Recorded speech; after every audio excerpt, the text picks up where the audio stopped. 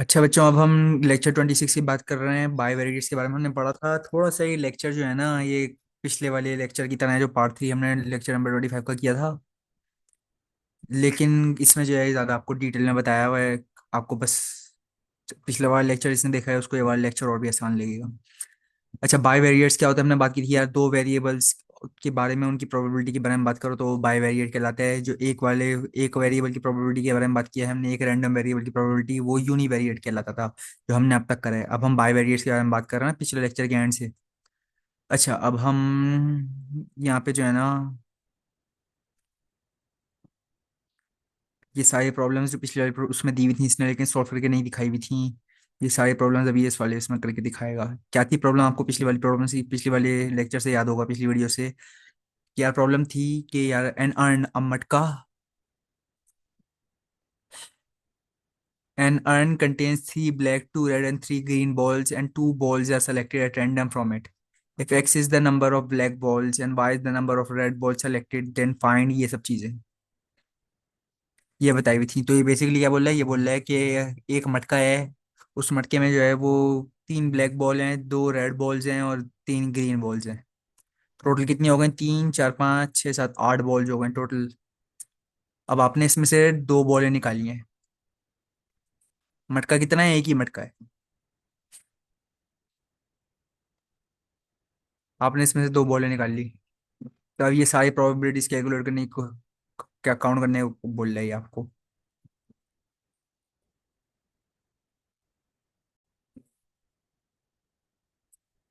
तो ये बेसिकली वही वाली चीजें हैं जो पिछली वाली उसमें की थी हमने, लेकिन ये सॉल्यूशन दिखाएगा। अब क्या जो है ना, एक एक चीज़ यहाँ पे हैं, एक दो तीन चार पाँच छः चीज़ें जो आपको सॉल्व करनी है। तो आप इसको केयरफुली देखो ज़रा।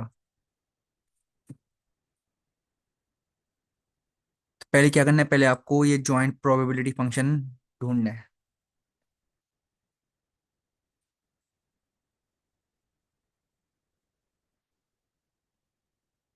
ये इसका प्रोबेबिलिटी डेंसिटी या मास फंक्शन है, लेकिन इसमें हम दोनों वेरिएबल्स एक्स और वाई को एक साथ एफ के अंदर डालेंगे।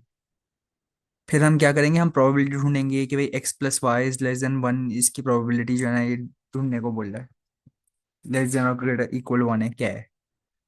अच्छा, फिर हम ये मार्जिनल ढूंढेंगे, इसका मार्जिनल फंक्शन जी और एच। फिर हम कंडीशनल ढूंढेंगे, एक्स की क्या इवेंट है वन के साथ। और ये सब हम एक एक करके ढूंढेंगे। फिर प्रोबेबिलिटी का आगे नंबर 5 पे, फिर नंबर 6 पे आ रहा है और एक्स एंड वाई इंडिपेंडेंट। ये हमने पहले ही बात कर ली थी कि यार इंडिपेंडेंट नहीं है एक्स एंड वाई। अगर दो ही बॉल हम उठा रहे हैं, डिपेंडिंग अपॉन हम कितनी ब्लैक बॉल उठाते हैं, हम कितनी रेड बॉल उठा रहे हैं, इम्पॉसिबल हो जाएगा उनका उनको इंडिपेंडेंट बनाना। अगर हमने एक ब्लैक बॉल उठा ली तो अब रेड बॉल जो है दो नहीं उठा सकते, हम एक ही रेड बॉल उठा सकते हैं ना हम। तो इंडिपेंडेंट नहीं है ये वेरिएबल्स। एक्स की वैल्यू वाई पे डिपेंड करती है, वाई की वैल्यू एक्स पे डिपेंड करती है। कितनी रेड बॉल्स हम उठा सकते हैं ये डिपेंड करता है कितनी ब्लैक बॉल्स हम उठा चुके हैं इस पे। और कितनी ब्लैक बॉल्स हम उठा चुके हैं ये डिपेंड करता है कितनी रेड बॉल्स हम कितनी ब्लैक बॉल्स हम उठा सकते हैं, डिपेंड करता है कितनी रेड बॉल्स हम उठा चुके हैं इस पे। तो ये दोनों आपस में रिलेटेड है, इनकी वैल्यूज। एक की वैल्यू चेंज होगी तो दूसरे की भी होगी, तो ये इंडिपेंडेंट नहीं है। अभी हम सॉल्व करते हैं। इसने सबसे पहले क्या किया, यहाँ पे इसने एक तरह का ना वो बना लिया टेबल। तो क्या है ये y की वैल्यू y है रेड बॉल्स। यहाँ पे लिखा है ना, y is the number of red balls selected, यानी पिकअप कर ली इसने। x is the number of black balls selected. अच्छा, तो ये x है, x की क्या वैल्यू है? जीरो वन और टू। अगर आप दो ही बॉल उठा सकते हैं तो आप या फिर जीरो ब्लैक बॉल उठाएंगे, या फिर एक ब्लैक बॉल उठाएंगे, फिर दो ब्लैक बॉल उठाएंगे। दो से ज्यादा ब्लैक बॉल उठा ही नहीं सकते कि आपने उठाई दो बॉल्स हैं।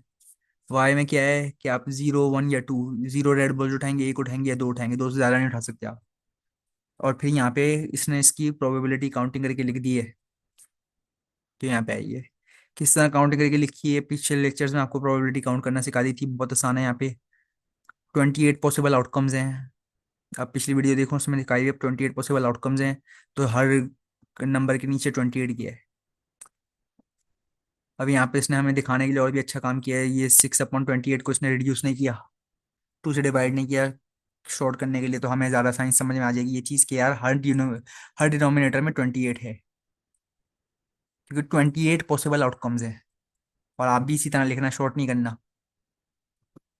28 पॉसिबल आउटकम्स हैं, तो हर डिनोमिनेटर में 28 है। अब इन सब आउटकम्स में क्या चांस है, इन सब आउटकम्स में क्या चांस है कोई भी चीज होने का, कि भाई आपने एक भी रेड बॉल नहीं उठाई और एक भी ब्लैक बॉल नहीं उठाई, क्या चांस है? ये तीन पॉसिबल आउटकम्स हैं ऐसी, जिनमें ऐसा हो सकता है कि आपने एक भी रेड बॉल या ब्लैक बॉल नहीं उठाई। कौन है, कौन सी हैं वो तीन? यार ये तीन ग्रीन बॉल्स है ना, ये इनकी तीन पॉसिबल आउटकम्स है।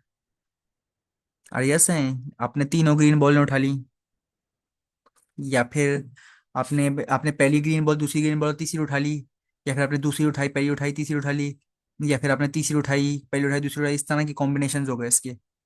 तो इस तरह जो है ना, आपके आप उठा सकते हो कि आपने दो बॉल उठा रहा हो और तीन ग्रीन बॉल्स हैं आपके पास। तो आप अपने माइंड में इस तरह सोचो कि यार बॉल नंबर 1 है, बॉल नंबर 2 है, बॉल नंबर 3 है, तीनों ग्रीन है। तो पहले आप बॉल नंबर 1 और 2 उठाओगे, फिर आप बॉल नंबर 1 और 3 उठाओगे, ये दो पॉसिबिलिटीज हो गए। फिर आप बॉल नंबर 2 और 3 ही उठा सकते हैं। तो तीन ही पॉसिबल कॉम्बिनेशन हो सकते हैं इन चीज़ों के ना। तो इस वक्त तीन पॉसिबल कॉम्बिनेशंस हैं तीन ग्रीन बॉलों को उठाने के, अलग अलग ऑर्डर में ना। तो तीन पॉसिबल कॉम्बिनेशन आउट ऑफ 28। अगर और इन दिस केस आप एक भी बॉल रेड नहीं उठाओगे, एक भी बॉल ब्लैक नहीं उठाओगे, तो सर 3 लिख दिया। क्या चांस है कि आपने एक रेड उठाई लेकिन ब्लैक एक भी नहीं उठाई? 6 पॉसिबल चांस है। आप अपने माइंड में से काउंट कर लो कि यार दो आपके पास रेड बॉल्स हैं और एक और तीन ग्रीन बॉल्स हैं। तो आपके माइंड में आपने एक रेड बॉल उठाई, बॉल नंबर 1 रेड उठा लिया आपने, और तीनों में से पहले एक ग्रीन बॉल उठाई तो एक आउटकम हो गई, उसको रखा, दूसरी ग्रीन बॉल उठाई, दूसरी आउटकम हो गई, उसको रखा, तीसरी ग्रीन बॉल उठाई, तीसरी आउटकम हो गई। इन तीनों में आपके पास पहली वाली रेड बॉल थी हाथ में। अब आपने पहली वाली रेड बॉल रखी, दूसरी वाली भी, दोनों हाथ खाली के लिए, फिर आपने रेड बॉल नंबर 2 उठाई, पहली वाली ग्रीन बॉल उठाई, एक और आउटकम हो गई, रखी दूसरी वाली ग्रीन बॉल उठाई, एक और आउटकम हो गई, रखी तीसरी वाली ग्रीन बॉल उठाई, एक और आउटकम हो गई। तो टोटल 6 आउटकम्स हो गए आपके लिए। तो ये जो है ना, 6 कॉम्बिनेशन में उठा सकते हैं आप दो। अगर आपके पास दो रेड बॉल हैं और तीन ग्रीन बॉल्स हैं, और आप दो बॉलें उठा रहे हैं एक ओवर में, तो आप 6 पॉसिबल कॉम्बिनेशन उठा सकते हैं इससे। तो इस तरह ये सारी चीज़ होंगी। अगेन अगर किसी बच्चे को नहीं समझ में आ रहा है तो कॉमेंट या फिर मैसेज वगैरह करके पूछ ले। तो अक्सर इन चीज़ों में जो है सवाल होते हैं बच्चों के, जो नहीं जो है ना टीचर को समझ में आ रहा होता है बगैर बच्चे के सवाल पूछे। तो अगर आपको नहीं समझ में आ रहा, सवाल ज़रूर पूछें। बहुत आसानी से ये चीज़ें जो है ना क्लियर हो जाती हैं एक बार आप सवाल जवाब करते हैं तो।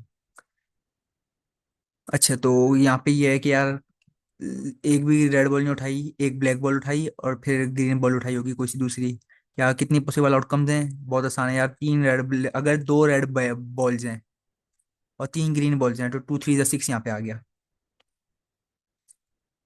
अगर तीन ब्लैक बॉल हैं और तीन ग्रीन बॉल्स हैं तो 3 3 9 यहाँ पे आ गया। इतना सिंपल है ये।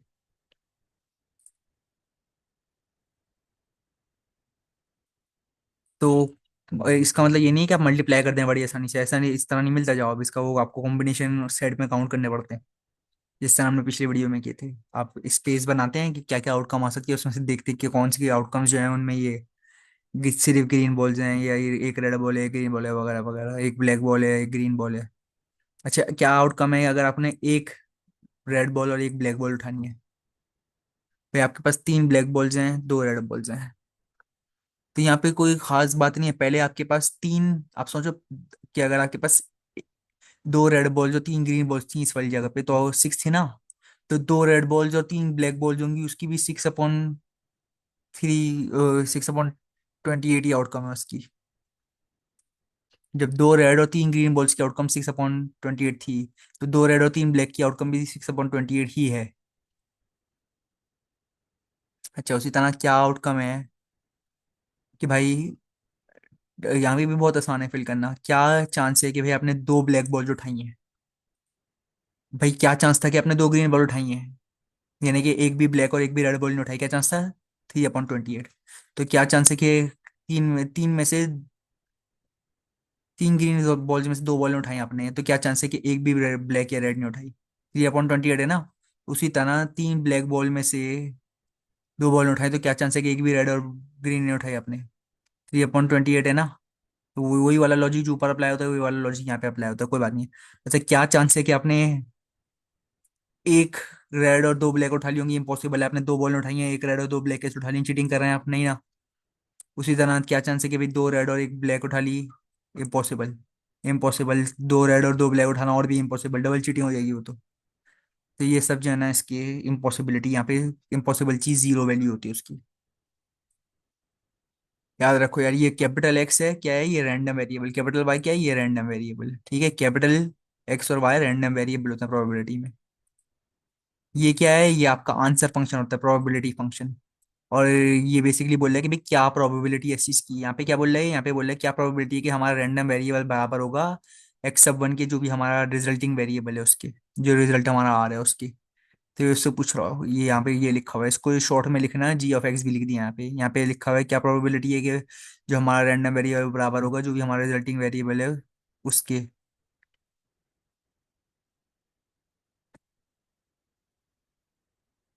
कि भाई एक्स वाई सब वन की कोई भी वैल्यू उसके बराबर होगा ये। तो क्या चांसेस का, ये प्रोबेबिलिटी यहाँ पे लिखी हुई है। और इसको शॉर्ट में, इसको सिंपल तरीके से क्या लिखा होता है, एच ऑफ वाई। और इन सब की प्रोबेबिलिटीज लिखी हुई है यहाँ पे अच्छी तरीके से।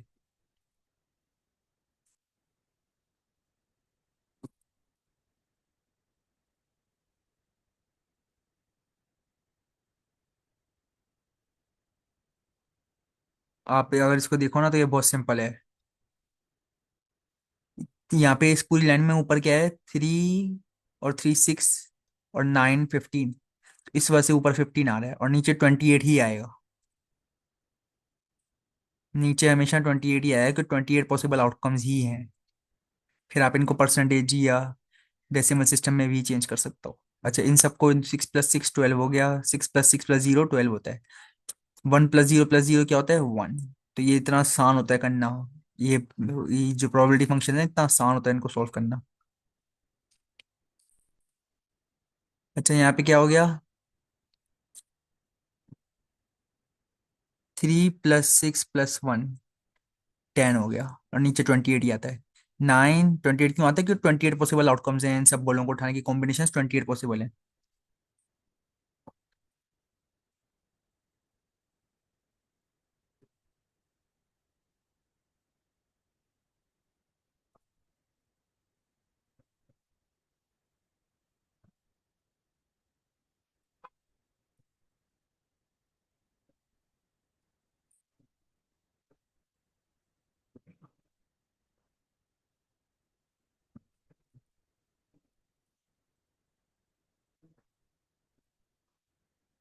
ये आ गया 28।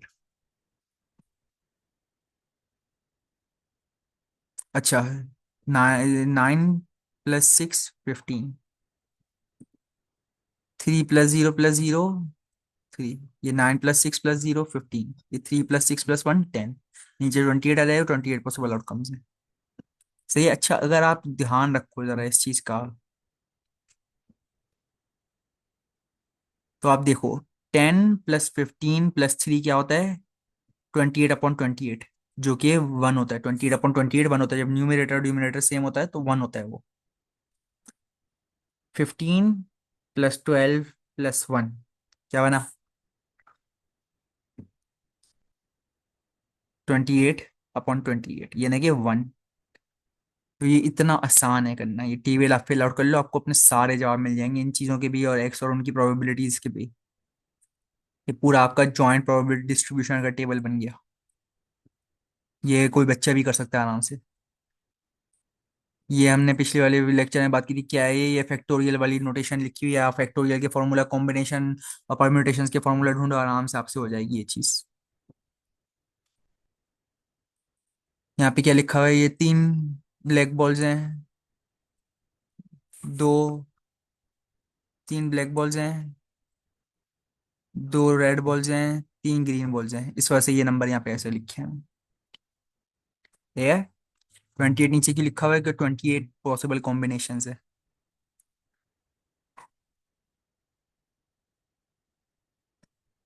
तो ये इतना आसान है आपके लिए।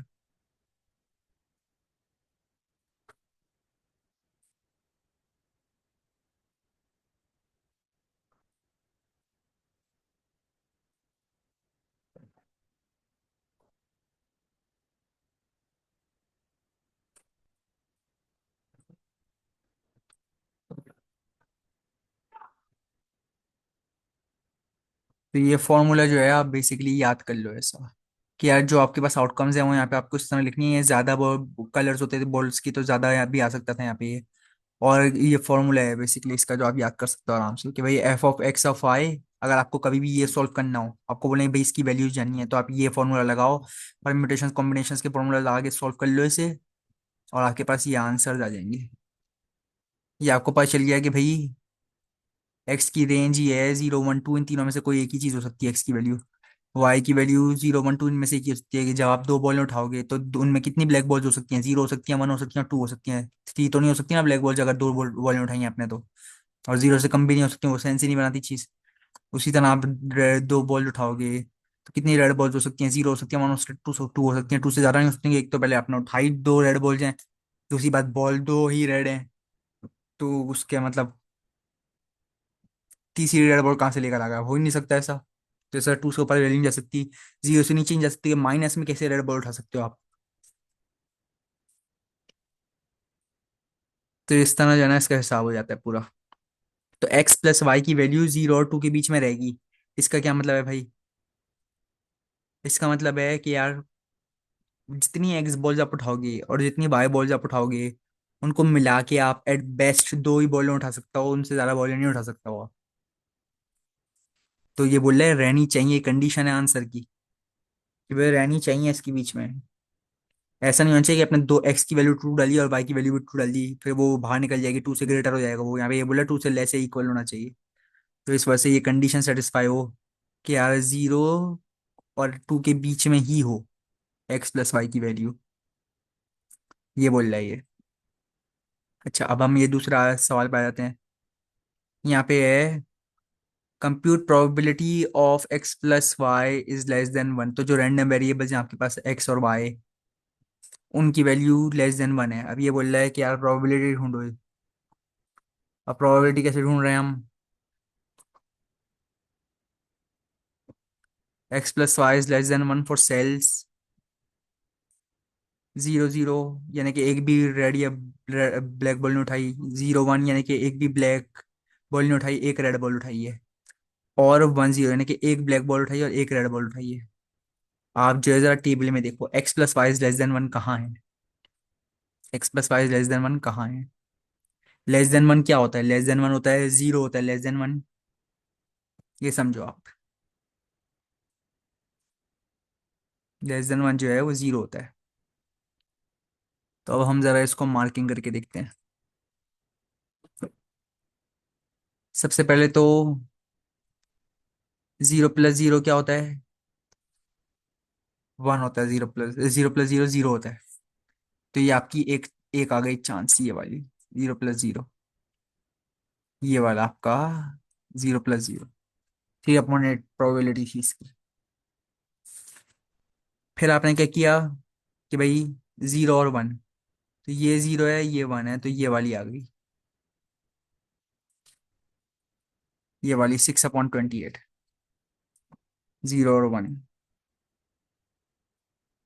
अच्छा, 1 और 0, ये वाली आ गई 9/28। तो ये इन तीनों आ गए। अगर हम 1 प्लस 1 करें तो 2 हो जाएगा ना, जब तक हम 1 और 0 प्लस कर रहे हैं। ये जो है वो 0 के बराबर ही है, आप समझ, मतलब जब तक हम 0 को 0 से प्लस कर रहे हैं 0 ही है। जब हम 1 को 0 से प्लस कर रहे हैं तो फिर वो 1 है। यहाँ पे लिखा हुआ है ना लेस देन 1, यहाँ पे इसका मतलब है लेस देन और इक्वल टू 1, इसने लगाया नहीं यहाँ पे लेस देन और इक्वल टू का साइन। अच्छा, फिर क्या होता है? 1 प्लस 1 तो 2 हो जाता है, तो ये वाली चीज यूज नहीं करेंगे हम, क्योंकि 1 प्लस 1 2 हो जाता है। यहाँ पे ऑलरेडी 2 है, तो ये वाली और ये वाली यूज नहीं करेंगे हम। ये वाली और ये वाली यूज नहीं करेंगे हम, क्योंकि यहाँ ऊपर ऑलरेडी 2 है। और यहाँ 2 है, तो ये दोनों भी यूज नहीं करेंगे हम। सही है। तो 2 वाले कुछ भी यूज नहीं कर रहे हैं हम। ये पूरा 2 वाला यूज नहीं कर रहे हैं हम। ये पूरा 2 वाला ये तीनों 2 वाले यूज नहीं कर रहे, ये तीनों 2 वाले यूज नहीं कर रहे, 2 वाला कुछ यूज नहीं कर रहा है। और ये 1 प्लस 1 भी 2 ही होता है, तो ये वाला भी यूज नहीं करेंगे हम। सही है। तो हमें चाहिए 0 या 1 हो आंसर। तो ये तीनों आ गए हमारे पास। अब आप इसको सॉल्व करो जरा। यहाँ पे लेस देन का साइन लगाना, इक्वल टू का साइन लगाने में कोई इतना बड़ा फर्क नहीं आ जाता है। तो आप लेस देन का साइन लगाओ या इक्वल टू का sign, less than equal to का साइन लगाओ, कोई फर्क नहीं पड़ता। फिर आपने क्या किया, इन तीनों को ऐड कर लिया, ये है ना 0 0, 0 1 और 0 डाल के। फिर आपने ऊपर से 3/8 वैल्यू चूज की, ये 0 0 पे क्या था, 3/8, वो वैल्यू चूज करके डाल दी। फिर आपने 6/8 चूज करके डाल दिया ऊपर से, ये क्या था, 0 1 की वैल्यू क्या थी, 0 और 1, 6/8 डाल दिया यहाँ, 6.28।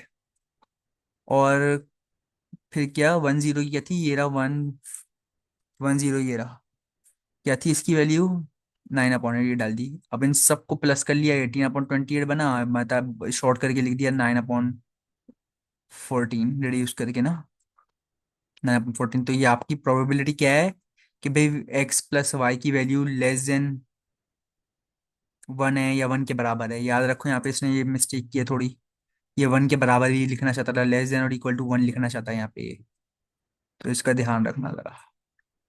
क्या है कि लेस देन, यानी कि 0 या 1 होगी इसकी वैल्यू, क्या प्रोबेबिलिटी है, 9/14 प्रोबेबिलिटी है कि 0 या 1 होगी इसकी वैल्यू। ये सॉल्व हो गया यहाँ पे। अच्छा, फिर ये मार्जिनल ढूंढेगा। मार्जिनल किस तरह ढूंढा इसने,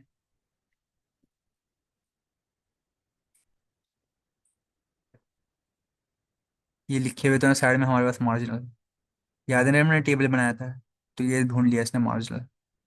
ये सारी g(x) की वैल्यूज हैं, ये सारी h(x) की वैल्यूज हैं, ये इसने अलग करके दिखा दी आपको यहाँ। तो ये इसकी मार्जिनल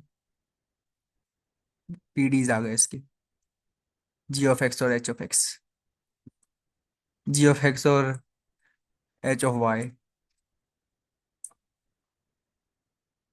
ये इसने मिस्टेक डाली है यहाँ पे, यहाँ पे y आना चाहिए था। ये आप याद रखो, यहाँ पे इसने मिस्टेक कर दी, यहाँ गलत लिखा हुआ है ये। ये असल में वो देखो, जैसे ऊपर y लिखा हुआ है ना, वो है ये। अच्छा, अब हम अगले सवाल की तरफ बढ़ते हैं। एक बार वो पूरा टेबल याद है, कितना आसानी से टेबल बना लिया था हमने, ये वाला टेबल याद है ना, ये वाला कितनी आसानी से जॉइंट प्रोबेबिलिटी डिस्ट्रीब्यूशन का बना लिया था हमने। तो अब बस ये वाला टेबल बनाना आ जाए आपको, तो यहाँ तक तो आपका सॉल्व हो गया, मार्जिनल पीडीज आपने निकाल लिए। अब हम नंबर 4 पे गए। नंबर 4 जो है वो बहुत ही आसान है, जिसको कैलकुलस आता है और प्रोबेबिलिटी की बेसिक फार्मूला याद है उसको, ये भी आता है आराम से, हमने पिछली वीडियोस में देखे हैं अच्छी तरह। ये बोला define the conditional PD f(x) in the event of 1। ये क्या है, यहाँ पे बेसिकली बोल रहा है ये चीज, इसका मतलब है f(x) in the event of 1 is equal to, यानी कि इसने आपको y की वैल्यू दे दी है, रैंडम वेरिएबल y की वैल्यू दे दी है, इसने x की वैल्यू नहीं दी है, ये बोल रहा है ये। तो ये p of random variable x is equal to realized value x in the event of random variable y equals 1, ये बोल रहा है। ये बोल रहा है बेसिकली कि अगर y की वैल्यू 1 है तो x की वैल्यू के लिए इसको फॉर्मूला बना के दो, और फिर इसकी प्रोबेबिलिटी कैलकुलेट करके दो मुझे। तो इसने क्या किया, इसने ये जो ऊपर वाली चीज लिखी हुई है इसका फॉर्मूला, पुराने वाली वीडियोस में आप जाके देखो फॉर्मूला क्या है इसका, ये है इसका formula, probability of x is equal to x and y is equal to 1। इस तरह लिखेंगे, एंड वर्ड नहीं है ये, एंड इसका फार्मूला है, वो जो हमने लॉजिक वाला फार्मूला देखा था ना, एंड उसमें लगा हुआ होता है। और फिर वो किसके बराबर होता है, ये पूरी ऊपर वाली चीज किसके बराबर है, ये प्रोबेबिलिटी, ये पूरा ऊपर वाला पार्ट किस चीज के बराबर है, ये इस चीज के बराबर है।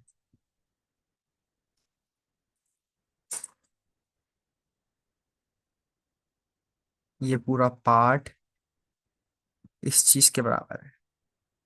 तो ये फॉर्मूले आपको याद होने चाहिए ताकि आपका दिमाग फौरन पिकअप करे। और ये पूरा पार्ट किसके बराबर है, ये इसके बराबर है, h(1) की।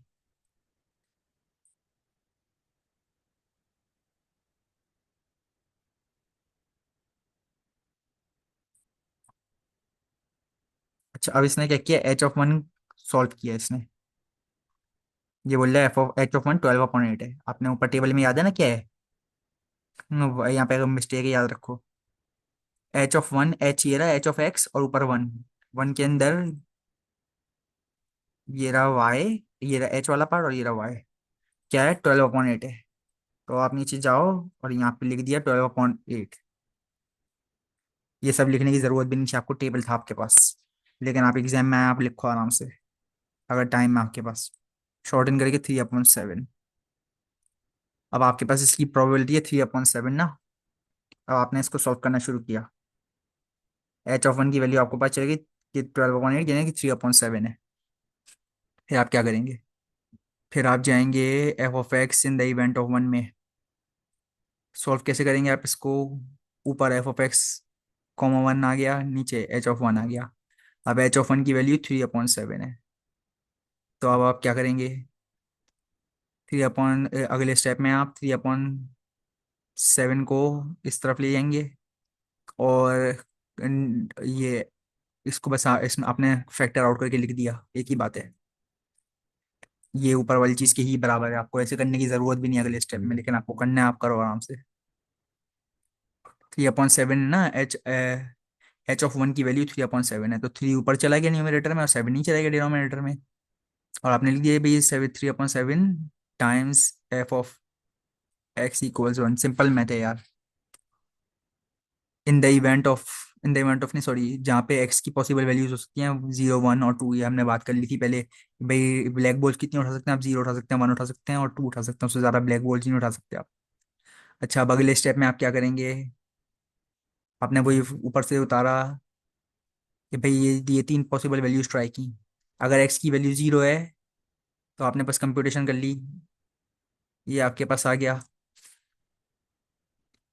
कंप्यूटेशन सिंपल, 3/7 एक ब्रैकेट में आ गई। और इसकी प्रोबेबिलिटी f0 है और 1 है। 0 और 1 अपने यहाँ ऊपर टेबल में से ढूंढ ली। 0 ये रहा और 1 ये रहा। तो क्या है? 6/8। अब आप नीचे जाके देखो कि इसने क्या निकाली है। 6/28 है, ऊपर भी 6/28 है टेबल में। 6/28।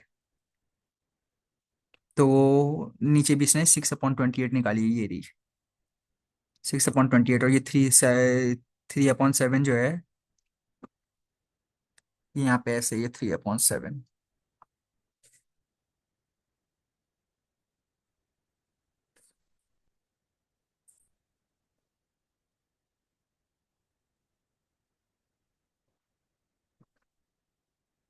ये 3/7 H(1) से आया है। यहाँ पे हमने H(1) निकाला था ऊपर, याद है ना? 3/7 ये आ गया यहाँ से, ये रहा 3/7। अब यहाँ पे नीचे आप देखो, आप इसने 7/3 लिख दिया, ये खाली मल्टीप्लाई करने के लिए लिखा है आसानी से। जब आपको आसानी से इस तरह मल्टीप्लिकेशन करनी हो तो आप इसे ऐसे रिवर्स करके लिख सकते हैं। ये बेसिक मैथ है। फिर इसने क्या किया? कोई ख़ास बात नहीं है, सिंपल मैथ्स किया इसने। 1/2 आ गया आंसर। फिर इसने ऊपर गया, वन वन वन और 1 की वैल्यू देखी इसने। फिर में से यहाँ पे भी 1 है, यहाँ पे भी 1 है, क्या आंसर है? 6/28। तो 6 अपॉन, नीचे भी इसने 6/28 लिख दिया, ऊपर वाला आंसर ही आ गया घुमा के फिर से। तो अगर x की वैल्यू 0 और y की वैल्यू 1 हो तो 1/2 आ गई। ये वाली probability, f(0) in the event of 1 और f(1) in the event of 1। यानी कि क्या प्रोबेबिलिटी है कि इसने 0 ब्लैक बॉल्स उठाई हैं अगर इसने एक रेड बॉल उठाई है तो? क्या प्रोबेबिलिटी है? यहाँ पे 1/2 हाफ प्रोबेबिलिटी है। 50% प्रोबेबिलिटी क्यों है? 50% प्रोबेबिलिटी, आप अपना माइंड दौड़ाओ। आप देखो कि यार, अगर इसने एक रेड बॉल उठा ली तो या फिर एक ग्रीन बॉल उठा सकते हैं या फिर एक ब्लैक बॉल उठा सकते हैं, क्योंकि ग्रीन ब्लैक बॉल और ब्लैक बॉल्स बराबर हैं, तो 50-50% चांस हो गया। इस वजह से 1/2 यानी कि 50%। उसी तरह क्या प्रोबेबिलिटी है कि इसने एक ब्लैक बॉल उठाई है? अगर इसने एक रेड बॉल उठाई है तो 50-50% चांस है भाई। क्या प्रोबेबिलिटी कि इसने एक रेड बॉल उठाई हुई है ऑलरेडी, तो एक भी ब्लैक बॉल नहीं उठाई? 50-50% प्रोबेबिलिटी, और एक उठाई है उसकी 50% प्रोबेबिलिटी है। ये आ गया है यहाँ पे। अच्छा, क्या प्रोबेबिलिटी है कि इसने दो ब्लैक बॉल्स उठाई हैं अगर इसने ऑलरेडी एक रेड बॉल उठाई हुई है तो? 0 प्रोबेबिलिटी है। आपको ये सब तमाशा करने की भी जरूरत नहीं है, आपको पता है 0 प्रोबेबिलिटी है। अगर इसने दो बॉलें उठाई हैं और उनमें से दो ब्लैक हैं तो एक रेड कैसे हो सकती है? 0 प्रोबेबिलिटी है। कुछ करने की जरूरत नहीं है, करके दिखा दो तो शायद आपका एग्जामिनर खुश हो जाए। लेकिन आपको करने की जरूरत नहीं है, कॉमन सेंस की बात है यार ये। आपने फिर ये टेबल बना दिया कि भाई ये टेबल है तो वैल्यूज हैं, जीरो पे एक्स की वैल्यू जीरो हो तो 1/2 1 हो तो 1/2 2 हो, तो ये सिंपल। अच्छा, फिर हमारे पास आ गया वी फाइंड दैट। ये प्रोबेबिलिटी अब मैं स्क्रॉल बैक करके नहीं दिखाऊंगा, अभी आपको समझ में आ चुकनी चाहिए। इसकी प्रोबेबिलिटी 6/28 है। अब भी हमने दो तीन दफा ऊपर स्क्रॉल अप करके देखा है। अभी ये बोल रहा है भाई जी ऑफ जीरो सॉल्व करके दिखाओ। जी ऑफ जीरो क्या है? जाओ टेबल में फिर से। ये रहा जी ऑफ जीरो, 10/28 है। जी ये रहा, जीरो ये रहा, 10/28 ये रहा।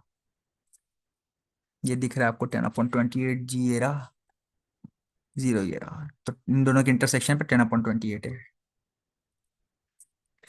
10/28 आंसर आ गया। टेबल देख लो, सॉल्व करने की जरूरत नहीं थी। मैं आपको बता देता हूँ सॉल्व कैसे हुआ है। ये फॉर्मूला का पार्ट है, इसने सिग्मा लगाया, वाई इक्वल जीरो, यहाँ से जीरो निकाल लिया इसने। ऊपर तक कहाँ जाता है वाई? टू तक जाता है वाई। तो इसने बेसिकली क्या किया है, ये जीरो जो इसने निकाला ना, यहाँ से नहीं निकाला इसने, ये जीरो इसने निकाला है वाई की रेंज में से। वाई की कितनी वैल्यूज थी? जीरो, वन और टू ये थी। तो सबसे नीचे वाली वैल्यू क्या है वाई की? जीरो। सबसे ऊपर वाली क्या है? टू। इस तरह इसने यहाँ पे जीरो और टू लिखा है यहाँ से निकाल के। फिर यहाँ का जीरो जो है ना, ये यहाँ आ गया, और वाई यहाँ आ गया। अब बस इसने सुमेशन कर ली कि भाई ये वाई की वैल्यू अगर जीरो है, तो अगर जीरो ब्लैक बॉल उठाई है और जीरो रेड बॉल उठाई है, तो क्या प्रोबेबिलिटी है? 3/28। जीरो जीरो था ना, टेबल में देखो आप। अगर जीरो ब्लैक बॉल उठाई है और जीरो रेड बॉल उठाई है तो 3/28 है। अगर, फिर अगला क्या था? जीरो और वन और जीरो और टू। जीरो ये रहा और जीरो ये रहा, तो 3/2। जीरो ये रहा, वन ये रहा, तो 6/28। 3/28 था जीरो जीरो पे, 3/20 था जीरो वन पे, 6/28 था, और जीरो टू पे 1/28 था। ये आ गया। तो 3/28, 6/28 और 1/28 इसने यहाँ से निकाल लिए इस जगहों पे। 3/28, 6/28 और 1/28 यहाँ पे आ गया ये। ऐड करके सिंप्लीफाई करके 10/28 बन गया ये। उसी तरह एच ऑफ वन की वैल्यू भी इसने इसी तरह निकाली है यार। एक्स की लोएस्ट वैल्यू है जीरो, हाईएस्ट वैल्यू है टू, बस ने उसी तरह ऊपर से टेबल में से देख के वैल्यूज लिख दी यहाँ पे। 12/28 आंसर आ गया। या खुद करके देखो, नहीं समझ में आया तो सवाल पूछ लो। अच्छा, अब छठा इसने क्या कमाल करके दिखाया है। इसने ये बोला है कि यार क्या चांस है कि रैंडम वेरिएबल एक्स जीरो पे रिजॉल्व हो रहा है अगर वाई जो है वो वन पे रिजॉल्व हो चुका है। ये कॉम्प्लिकेटेड तरीका है बोलने का कि क्या चांस है कि भाई आप ब्लैक बॉल जीरो उठाइए, अगर एक रेड बॉल उठाइए तो 1/2 चांस है। अभी हमने ऊपर कैलकुलेट किया है यार। अभी यहाँ कहीं कैलकुलेट किया है हमने, ये रहा। F of zero in the event of one 1/2 है। तो F of zero in the event of one 1/2 है। ये यहाँ से यहाँ इक्वल के बाद कहाँ से पहुंचा? दूसरे स्टेप पे फॉर्मूला से पहुंचा ये फॉर्मूला है इसका।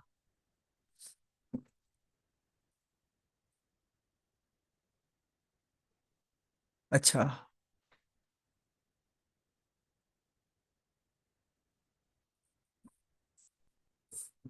अब इसने क्या किया है यहाँ पे? आप क्या बोल रहा है ये? यहाँ पे इसने 10/28 निकाली थी जी ऑफ जीरो की वैल्यू, और एच ऑफ वन की वैल्यू क्या निकाली थी? 12/28। तो यहाँ पे इसने बोला कि यार 10/28 टाइम्स 12/28 जो है वो 6/28 नहीं होता, ये बोल रहा है यहाँ पे कि नहीं होता 6/28। अगर आप ऊपर सवाल नोटिस करो ना, तो ये बोल रहा है कि are x and y independent, इनको ढूंढने को बोल रहा है इंडिपेंडेंट है कि ये। और मैंने बोला था यार कि इंडिपेंडेंट नहीं है।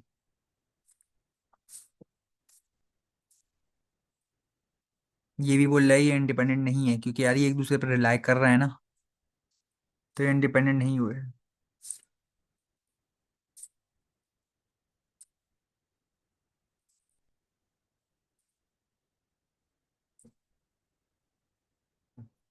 और ये आपका पूरा सवाल हो गया फिर।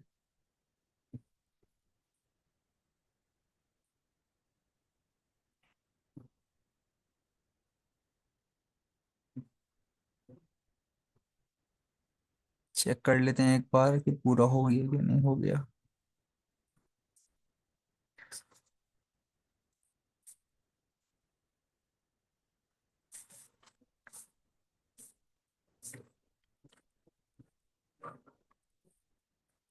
बस हो गया पूरा। यहाँ पे इसने f(0, 1) को बोला कि 6/28 है।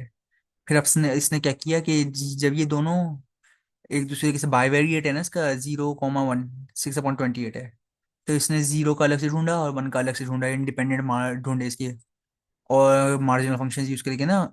और फिर इसने क्या किया, इसने बोला कि यार ये जो इंडिपेंडेंट वैल्यू थी 10/28 निकली, 10/28 ये रही, 12/28 निकली, 12/28 ये रही। तो जब इंडिपेंडेंट वैल्यू थी g(x) से निकाली और h(x) से निकाली, अलग अलग और मल्टीप्लाई कर दी, तो वो जो साथ साथ निकाली थी डिपेंडेंट बाइवेरिएट, उससे मैच नहीं कर रही, इक्वल टू नहीं है, इसका आंसर इससे बराबर नहीं है। तो इसका मतलब है कि ये स्टेटिस्टिकली इंडिपेंडेंट हैं, स्टेटिस्टिकली डिपेंडेंट नहीं है एक दूसरे पे। एक्स और वाई जो है एक दूसरे पे डिपेंडेंट नहीं है।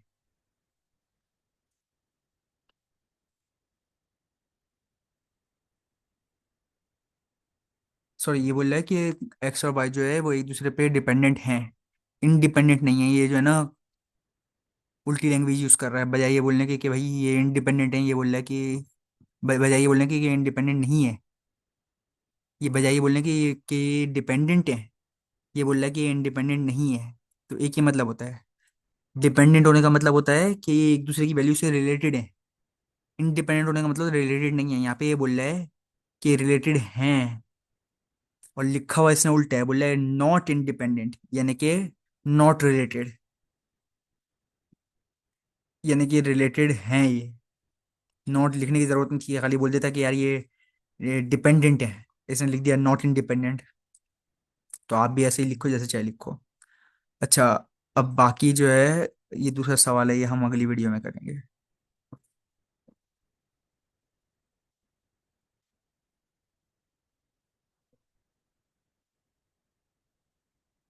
पार्ट 2 में करेंगे हम इसे।